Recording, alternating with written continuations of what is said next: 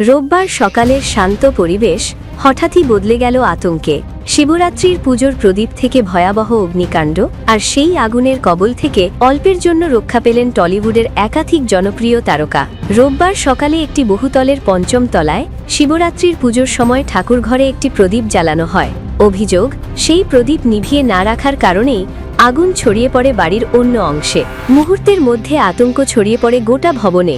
এই ঘটনায় অল্পের জন্য রক্ষা পান টলিউডের জনপ্রিয় অভিনেত্রী নুসরাত জাহান, অভিনেতা যশ দাশগুপ্ত, রাজনীতিবিদ ও অভিনেত্রী সায়ন্তিকা বন্দ্যোপাধ্যায় এবং পরিচালক শুভ্রজিৎ মিত্র।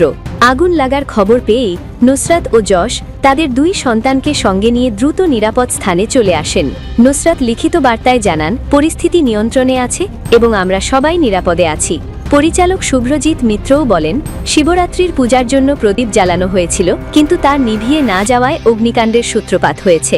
ঘটনার খবর পেয়েই ফায়ার সার্ভিসের 4টি ইউনিট দ্রুত ঘটনাস্থলে পৌঁছে যায়। দমকল কর্মীদের তৎপরতায় খুব দ্রুত আগুন নিয়ন্ত্রণে আসে এবং বড় ধরনের দুর্ঘটনা এড়িয়ে যাওয়া সম্ভব হয়।